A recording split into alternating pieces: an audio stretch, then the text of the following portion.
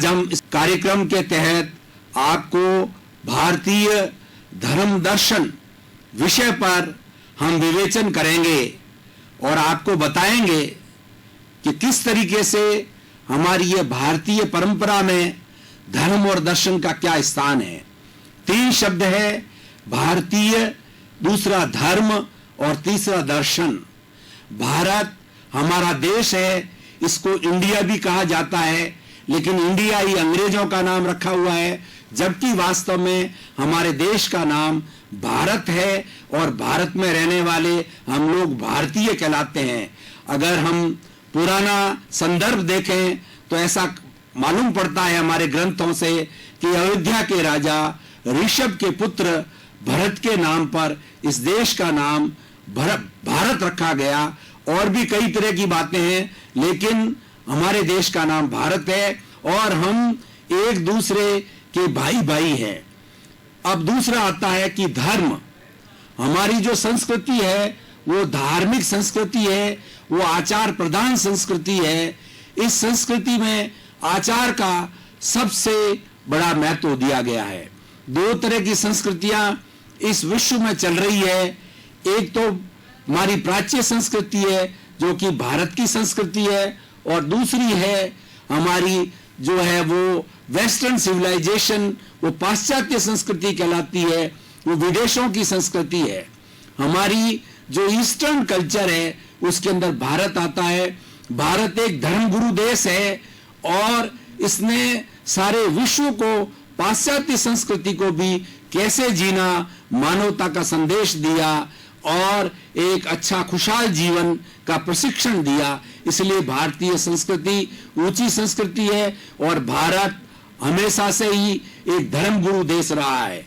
अब धर्म की बात करें तो धर्म का अर्थ होता है धार्यति इति धर्मः, यानी जो धारण किया जाता है वही धर्म है। वस्तु के स्वभाव को धर्म कहा जाता है। जिस वस्तु का जो स्वभाव होता है वही धर्म होता है। जैसे कि पानी का स्वभाव है शीतलता देना, तो शीतलता पानी का धर्म है।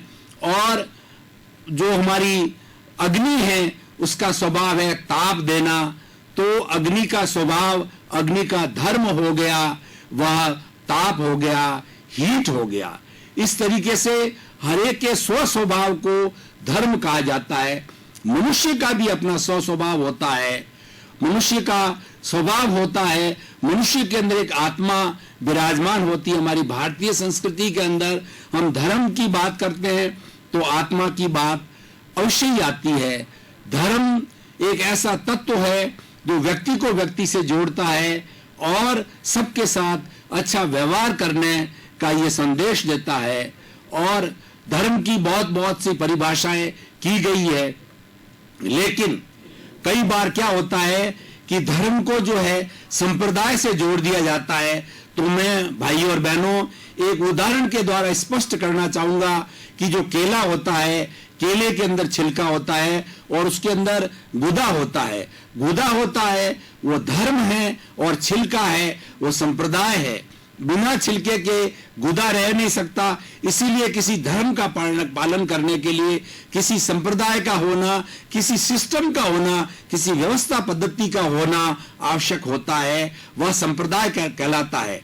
कई बार बहुत बड़ा कंफ्यूजन होता है कि उस संप्रदाय को ही धर्म मान लिया जाता है, क्रियाकांड को ही धर्म मान लिया जाता है, परंतु वास्तव के अंदर धर्म है वो मानव धर्म है। यानी मानव के साथ में अच्छा व्यवहार करे। जो चीज हमको अच्छी नहीं लगती है वह औरों को हम क्यों उसको किसी तरह का कष्ट दें। हमको हर प्राणी को कष्ट दुख अच्छा नहीं लगता है। उसका दायित्व बनता है कि किसी अन्य प्राणी को भी वो कष्ट नहीं दे, दुख नहीं दे। ये सबसे बड़ा धर्म है। हमारी भारतीय संस्कृति का सबसे बड़ा धर्म है कि हम किसी भी प्राणी को, मनुष्य मात्र को ही नहीं, इस सृष्टि में जीने वाले जितने भी प्राणी हैं उन सब प्राणियों को हमारी वजह से कष्ट न हो, यानी शांतिपूर्ण सहअस्तित्व होना चाहिए। इस सृष्टि के अंदर कितने तरीके के प्राणी रहते हैं, हर एक प्राणी जीना चाहता है। उस प्राणी का अस्तित्व उसके स्वयं के बलबूते पर है, उसके स्वयं के स्वभाव पर है। तो जब वो अपने स्वयं के स्वभाव पर है, स्वयं के बलबूते पर जीता है, अपने कर्मों से जीता है, अपने पुण्य पाप से जीता है, तो किसी का जीवन लेने का हमें क्या अधिकार है। इसीलिए ये सबसे बड़ा धर्म है कि हम प्राणी मात्र को हमारे मन से, वचन से और काया से कष्ट न हो। ये सबसे बड़ा धर्म है और मानव धर्म ही सबसे बड़ा धर्म है। वैसे धर्म की बात करें तो पूरे विश्व के अंदर 8 तरह के धर्म बताए गए हैं। Hinduism, Buddhism, Sikhism, Jainism, Christianity, Judaism और इस जोरास्ट्रियन, इस तरीके से मुख्य 8 धर्म हैं। और हमारे भारत का सबसे बड़ा धर्म हिंदू धर्म है। हमारे यहाँ की जो संस्कृति है वैदिक संस्कृति कहलाती है और एक श्रमण संस्कृति कहलाती है। वैदिक संस्कृति के अनुसार जो है हम पूजा पाठ वगैरह किया करते हैं और ईश्वर के अंदर विश्वास करते हैं कि ईश्वर एक ऐसा तत्व है, वो सर्वव्यापक है और सारे सृष्टि का संचालन करता है। और श्रमण संस्कृति निवृत्ति मार्ग है, वो त्याग और तपस्या के द्वारा अपने जीवन का संन्यास लेकर के और अपने जीवन का कल्याण करते हैं। हमारी भारत की जो संस्कृति है वो चतुर्थ पुरुषार्थ पर आधारित है, काम, अर्थ, धर्म और मोक्ष। हम धर्म की बात कर रहे हैं, लेकिन धर्म के साथ में जुड़े हुए 3 तत्व और है, काम, अर्थ और धर्म के साथ जुड़ा हुआ मोक्ष। यानी हमारी भारतीय संस्कृति का सबसे बड़ा जो साध्य है वो मोक्ष है। मोक्ष का अर्थ ये है कि हम जो अपना जीवन जीते हैं उसमें एक दुख के बाद के अंदर दूसरा सुख आता है और सुख के बाद में दुख आता है, ये चेन चलती रहती है। लेकिन मोक्ष ऐसी अवस्था है जिसके अंदर किसी तरह का कष्ट, किसी तरह की तकलीफ कोई नहीं है, वहां पर हर समय पूरा आनंद ही बना रहता है, वो मोक्ष की स्थिति होती है। हम धर्म की परिभाषा इस तरीके से दें कि आत्मशुद्धि साधनम धर्मः। धर्म एक ऐसा साधन है जिससे हमारी आत्मा की शुद्धि होती है। बंधुओं, हमारी भारतीय संस्कृति है, आत्म प्रधान संस्कृति है। आत्म कर्तृत्ववाद, कर्म कर्तृत्ववाद के अंदर विश्वास करते हैं। हम संतुलन बनाकर चलते हैं। हमारे 2 तरह के जगत है। एक जगत जो हमें दिखाई देता है वो व्यवहार का जगत है, वो लौकिक जगत है, और एक ऐसा जगत है वो अलौकिक जगत है जो हमें दिखाई नहीं देता है। इसीलिए आत्मा का जगत कहलाता हुआ है। आत्मा अमूर्त है, दिखाई नहीं देती है, लेकिन उसका अनुभव किया जा रहा है। मैं जो आपके सामने भाई और बहनों बोल रहा हूं, एक्शन कर रहा हूं, ये इसीलिए कर रहा हूं कि मेरे अंदर आत्मा विराजमान है, मेरे में ऐसी सोल है, उसकी एनर्जी के माध्यम से मेरे शरीर के अवयव हिल रहे हैं और मैं आपके सामने प्रस्तुति दे रहा हूं। इसीलिए आत्म तत्व एक अनुभव गम्य है और आत्मा अरूपी होती है, आत्मा अजर होती है, अमर होती है। और व्यवहार पक्ष के अंदर हर प्राणी को एक शरीर मिलता है, उस शरीर के अंदर आत्मा होती है। और इस धर्म की हम बात करें तो हम उसके साथ में पुण्य पाप और पुनर्जन्म सहज ही जुड़ जाते हैं। धर्म को मानने वाला, आत्मा को मानने वाला, वह कर्म के अंदर और पुनर्जन्म में अवश्य विश्वास करता है। आत्मा अजर है, अमर है। गीता में भगवान कृष्ण ने यह संदेश दिया कि एक व्यक्ति का कपड़ा पुराना हो जाता है, फट जाता है, तो व्यक्ति उस कपड़े को उतार करके फेंक देता है और दूसरा कपड़ा नया धारण कर देता है। उसी तरीके से ये आत्मा अपने कर्मों के अनुसार में एक शरीर को छोड़ करके उस शरीर के कर्म पूरे करके अन्य जो है शरीर के अंदर प्रवेश करती है। और इस तरीके से ये 84 लाख जीवा योनि में आत्मा जब तक शुद्ध नहीं हो जाती है, शुद्ध आत्मा ईश्वर के, ईश्वर की हम परिभाषा करें तो जो हमारी विशुद्ध आत्मा है, जिसमें कोई तरह की अशुद्धि नहीं है, जिस पर कोई तरह के कर्म के परमाणु नहीं है, कलुषित भावनाएं नहीं है, वो शुद्ध आत्मा है, ईश्वर का रूप होती है। शुद्ध आत्मा होती है, वो अनंत ज्ञान वाली होती है, अनंत दर्शन वाली होती है, अनंत शक्ति वाली है, और सबसे बड़ी बात है वो अनंत सुख का धाम है। देखिए, अब जब धर्म की बात चली है तो धर्म हमें संतुलन सिखाता है। हमारा जो लौकिक जगत और पारलौकिक जगत है उसमें संतुलन होना चाहिए, और धर्म धर्म हमेशा एक गुणों का पुंज है। जहां धर्म प्रवेश हो जाता है वहां पर अवगुण दूर हो जाते हैं। अवगुणों को हम अधर्म कहते हैं, गुणों को हम धर्म कहा जाता है। और जब धर्म परायणता आती है वहां पर हम किसी शिष्टाचार से दूसरे के सामने पेश आते हैं और हम ये मानते हैं कि जो व्यवहार हमको अच्छा नहीं है वो व्यवहार हम दूसरे के साथ में नहीं करें, यानी कि शांतिपूर्ण सह अस्तित्व की जो है वो बात वहां भावना आ जाती है। अब हम थोड़ा सा धर्म के साथ में जो दर्शन जुड़ा हुआ है, आज का जो विषय है भारतीय धर्म दर्शन, तो भाई और बहनों श्रोतागण हम एक दर्शन का भी विवेचन करेंगे। दर्शन का मतलब होता है सामान्य रूप से मैं आपको देख रहा हूं, देखने को दर्शन कहा जाता है। दर्शन का अर्थ श्रद्धा भी होता है और दर्शन का अर्थ होता है एक ऐसी परिभाषा, एक इस तरीके की वे ऑफ द लिविंग, एक पद्धति जो कि हमें अच्छा जीवन जीने के लिए सिखाती है। दर्शन हमें आत्मा के बारे में, पुनर्जन्म के बारे में, ईश्वर के बारे में, सृष्टि के बारे के अंदर बताती है कि ये जगत कब से प्रारंभ हुआ, इस जगत में ये जीव कहां से आया, ये जगत किस तरीके से चलता है, इस सृष्टि को चलाने वाला कौन है, ये सब जो है सारी बात बताने वाला दर्शन होता है। और उस दर्शन का परिपालन करने वाला, उस दर्शन को चलाने वाला, उस दर्शन को बताने वाला, उस दर्शन को पढ़ाने वाला दार्शनिक कहलाता। बंधुओं, आज हमारा भारत अच्छा देश क्यों कहलाता है, सुसंस्कृत देश क्यों कहलाता है, अच्छी संस्कृति का देश क्यों कहलाता है कि ऋषि मुनियों का देश है। हमारे प्रारंभ से ही जब स्थापना की गई हमारे देश की, जब से मानव संस्कृति भारत के अंदर बनी, जब से भारतीय संस्कृति बनी, तभी हमारे ऋषियों ने और मुनियों ने हमारे देश की स्थापना है वह अच्छी नींव के साथ रखी कि जो जगत हम देख रहे हैं वही जगत संपूर्ण जगत नहीं है। वो जगत तो हमारा लौकिक जगत है, उसके साथ साथ में दूसरा पारलौकिक जगत भी वो है, उसको भूलना नहीं है। तब क्या होता है, इस संतुलन के साथ साथ के अंदर भारत के अंदर कितनी भी बड़ी से बड़ी घटना हो जावे, सुनामी आ जावे, आर्थिक मंदी आ जावे, कष्ट आ जावे, फिर भी हम लोग संतुष्ट रहते हैं।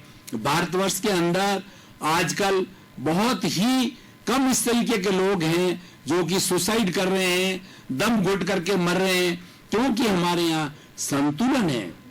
हमारी ये भारतीय संस्कृति दार्शनिक संस्कृति है, ये हमें संतुलन सिखाती है कि आपका लौकिक और पारलौकिक जगत के अंदर संतुलन होना चाहिए। दार्शनिकता की बात करें तो हमारे भारत स्वयं में बहुत से दर्शन हैं, वेदांत दर्शन है, वेद है, पुराण है, गीता है, भगवत गीता है, उसके बाद में स्मृतियां हैं, त्रिपिटक है, आगम है, ऐसे सुंदर ग्रंथ हैं, वो सब इन दर्शनों से निकले हैं और सबका आधार है अहिंसा है। भारतीय संस्कृति अहिंसा प्रधान संस्कृति है। हमारा धर्म का जो आधार है वो अहिंसा का आधार है, दर्शन का आधार है वो अहिंसा का है। और भारत के जितने भी धर्म के ग्रंथ जिस कोख से निकले हैं वो अहिंसा माँ की कोख से निकले हैं। अहिंसा का अर्थ होता है कि किसी भी प्राणी को मन से, वचन से, शरीर से, करने से, करवाने से, अनुमोदने से किसी भी प्राणी को मेरे द्वारा कष्ट न हो, ये पूर्ण अहिंसा कहलाती है। और जितने भी हमारे भारतीय दर्शन है वो अहिंसा प्रधान दर्शन है और उसमें सबसे पहले अहिंसा को स्थान दिया गया है। और हमारी भारतीय संस्कृति, धार्मिक संस्कृति, दार्शनिक संस्कृति के अंदर 5 महाव्रत गिने जाते हैं: अहिंसा, सत्य, आचौर्य, ब्रह्मचर्य, अपरिग्रह। क्योंकि धर्म से जुड़ी हुई बात है, दर्शन से जुड़ी हुई बात है, भारत की संस्कृति से जुड़ी हुई बात है, तो इसके बारे में भी मैं विवेचन करना चाहूंगा कि अहिंसा एक मुख्य तत्व है और उसका पोषण करने वाले सत्य और आपका अपरिग्रह, ब्रह्मचर्य, ये इत्यादि है। अब सत्य की हम बात कहें तो भारत एक ऐसा देश है, भारत में महात्मा गांधी ने जो है वो truth is God, God is truth कहा गया है, यानी सत्य ही अल्टीमेट ट्रुथ है, सत्य ही भगवान है।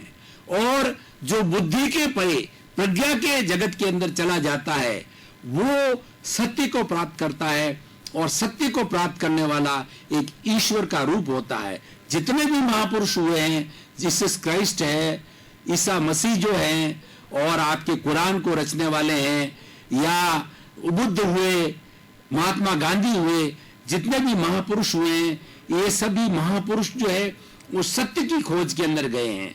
और सत्य कहाँ मिलता है? हमारी जो बुद्धि है, हम शरीर की बात करें तो हमारे शरीर के अंदर इंद्रियां होती है, उसके बाद मन होता है, मन के बाद के अंदर बुद्धि होती है, और बुद्धि से परे हमारी प्रज्ञा होती है। वह प्रज्ञा जो है आत्मा का जगत है। जो व्यक्ति कोई प्रज्ञा के जगत के अंदर चला जाता है वो सत्य की प्राप्ति करता है, और प्रज्ञा वाला व्यक्ति पंडित कहलाता है। और जो बुद्धि के लेवल के ऊपर ज्ञान करता है वो ज्ञानी कहलाता है। ज्ञानी और पंडित में बहुत फर्क है, क्योंकि हमारा जीवन का सारा रूपांतरण है सत्य के जगत में होता है, प्रज्ञा के जगत में होता है। प्रज्ञा का जगत इतना विशाल है, जो जगत हम आंखों से देखते हैं, 5 इंद्रियां हमारी, स्पर्शन, रसन, घ्राण, चक्षु, श्रोत्राणी, ये 5 इंद्रियां हैं। इस इंद्रियों के माध्यम से हम इस चराचर जगत को देखते हैं। इस जगत के परे भी दूसरा जगत है, वो जगत सत्य का जगत है, और वहां पर कोई हमारे शब्द नहीं जाते हैं, वहां पर केवल वाइब्रेशंस होते हैं। उस वाइब्रेशन के अंदर ही हमको सत्य की खोज होती है। अहिंसा, सत्य, अचौर्य, हमारा जो तीसरा महाव्रत होता है। अचौर्य यानी हमारी जो वस्तु है हमारी है, दूसरे की वस्तु को जो है छीना झपटी करके, चोरा करके ले जाना, वो चोरी कहलाती है। और चोरी करना, न करना ही एक महाव्रत कहलाता है। बंधुओं, इससे हम आज के परिवेश के अंदर बात करें, अगर हम चोरी की भावना नहीं रखते हैं तो हमारे साथ में जीने वाला हर व्यक्ति हमारे पर विश्वास करेगा। आज यह असंतुलन क्यों हो रहा है? आज अविश्वास क्यों हो रहा है? आज व्यक्ति मानव से क्यों डर रहा है? क्योंकि उसको विश्वास नहीं है कि मेरा साथी है, वह अगर चोरी करेगा, डाका डालेगा तो मेरी वस्तु को छीन लेगा, हड़प लेगा। तो ये 5 महाव्रत में से अहिंसा, सत्य, अचौर्य और चौथा आता है ब्रह्मचर्य। बंधुओं, हम आज देखें, ब्रह्मचर्य का अर्थ होता है कि ब्रह्म में लीन रहना, यानी हमारी आत्मा है उसके स्वभाव में लीन रहना ही ब्रह्मचर्य कहलाता है। और हम स्थूल रूप से बात करें, एक व्यक्ति विवाहित होता है। हमारी भारतीय संस्कृति की जो परिवार की परंपरा है उसमें विवाह का सिस्टम होता है। एक पति पत्नी के रूप के अंदर एक जोड़ा जीवन व्यतीत करता है, और वो साथ रह करके और पूरा अपने जीवन का यापन करता है। यानी एक पति व्रत धर्म और पत्नी व्रत धर्म, पति पत्नी के रिश्ते से जुड़ने के बाद के अंदर हमारे विश्व के अंदर जीने वाली, हमारे समाज में जीतने वाली सारी बहनें, छोटी बहनें, बड़ी माएँ, वो सब है, वो पूजनीय है। उसको किसी भी अब्रह्मचर्य की दृष्टि से नहीं देखना, ये कितना बहुत बड़ी महत्व की बात होती है। लेकिन दुर्भाग्य की बात है कि आज हमारे हिंदुस्तान के अंदर जो रेप के केस आते हैं और कई अश्लील चीजें आती है, इसका कारण क्या है कि हमारी संस्कृति के जो मूल्य है वो गिर रहे हैं। उस संस्कृति को हम समझ नहीं रहे हैं कि हमारी भारतीय संस्कृति को पढ़ नहीं रहे हैं। इस पुनरुत्थान कार्यक्रम में हम आपको बताना चाहते हैं कि हमारे गिरते हुए जो मान्य मूल्य हैं उनकी हमें सुरक्षा करनी चाहिए, और हमारी पुरानी संस्कृति कितनी अच्छी है उसका अध्ययन करना चाहिए, उसका डिस्कशन किया जाना चाहिए, उसको समझाया जाना चाहिए। और खास तौर से हमारी जो पीढ़ी जो कि आज जो अंग्रेजी माध्यम के अंदर पढ़ती है और जिनको हमारी भारतीय संस्कार नहीं दिए जाते हैं, उनको संस्कारित किया जाना बहुत ही जरूरी है कि हमारी मौलिकता है उसको बचाए रखना चाहिए। तो इस तरीके से हम जो 5 महाव्रत की बात कर रहे हैं, अहिंसा, सत्य, अचौर्य, ब्रह्मचर्य और अपरिग्रह की बात। अपरिग्रह का अर्थ होता है कि सीमाकरण किया जाए। व्यक्ति का शरीर होता है, व्यक्ति का समाज होता है, व्यक्ति का परिवार होता है, और उस परिवार के अंदर वो जीता है, उसके माता पिता है, उसका देश है, उसका राज्य है, तो उसको अपना भरण पोषण करने के लिए आर्थिक साधन जुटाने होते हैं। तो जहां तक वो उन आर्थिक साधनों की हमारी आवश्यकता होती है उतना तो व्यक्ति जुटाता ही है और उसको जुटाना ही चाहिए, उसके कर्तव्य में आता है। लेकिन व्यक्ति उन आर्थिक साधनों की उसको पूर्ति हो जाती है, उस पूर्ति होने के बाद भी अगर वह उनका शोषण करता है, आर्थिक साधनों को अधिक लेने की लालसा रखता है, तो वह परिग्रह कहलाता। बंधुओं, परिग्रह रखने से जो है हमारी सृष्टि के अंदर हमारे परिवार में असंतुलन आता है और गरीब और अमीर की जो खाई है वो बहुत बढ़ जाती है।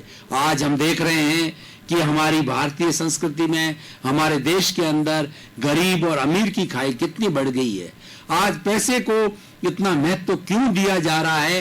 क्योंकि अमीर बहुत अमीर हो गया है और गरीब है वो इतना गरीब हो गया है कि वो अपना भरण पोषण भी नहीं कर सकता। तो मैं आज पुनरुत्थान कार्यक्रम के माध्यम से, ये भारतीय दार्शनिक धार्मिक परंपरा के माध्यम से आपको संदेश देना चाहता हूं कि हमें अपने त्याग की वृत्ति से रहना है और हमें अपने और भाइयों के लिए भी सोचना है कि ये मेरा परिवार ही नहीं है, मेरा पूरा समाज है, मेरा पूरा देश है।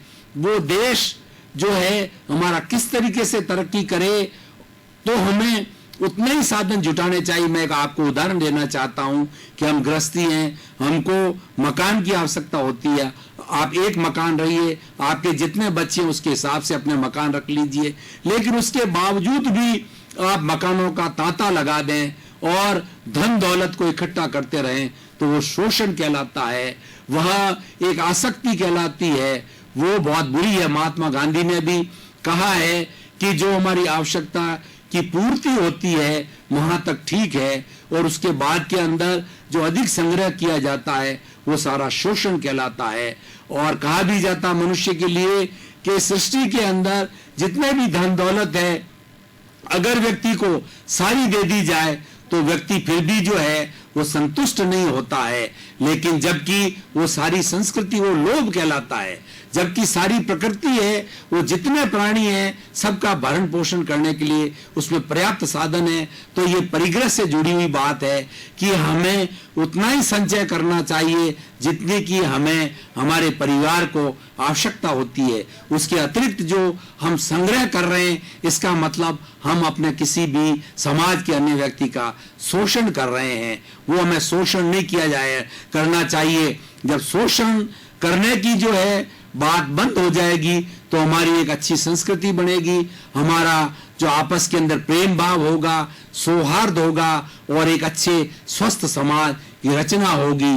तो मैं कहना चाहता हूं कि हमारी भारतीय परंपरा में धर्म और दर्शन का जो इतना ऊंचा स्थान है वो हमें दिया गया है और उसके बारे में हमें चिंतन करना चाहिए कि हमारा अच्छा समाज कैसे बन सकता है। अच्छे समाज को बनाने के लिए तीन तरह की बातें हैं कि हमारी जो चेतना है, हमारे सोचने का जो तरीका है, उसके तीन स्तर है। पहले एक स्वार्थ की चेतना, दूसरी परार्थ की चेतना, तीसरा परमार्थ की चेतना। स्वार्थ की चेतना क्या कहती है कि मैंने पिया, मेरे बैल ने पिया, कुआं ढहे तो ढहे, यानी जो कुछ भी है मेरा परिवार ही है, मेरा शरीर है, मुझे सिर्फ उसके लिए करना है। श्रोतागण, आज जो हमने इस भारतीय धर्म दर्शन विषय पर बहुत गहन चिंतन मनन निध्यासन किया, उसको आज हम यहीं पर विराम दे रहे हैं।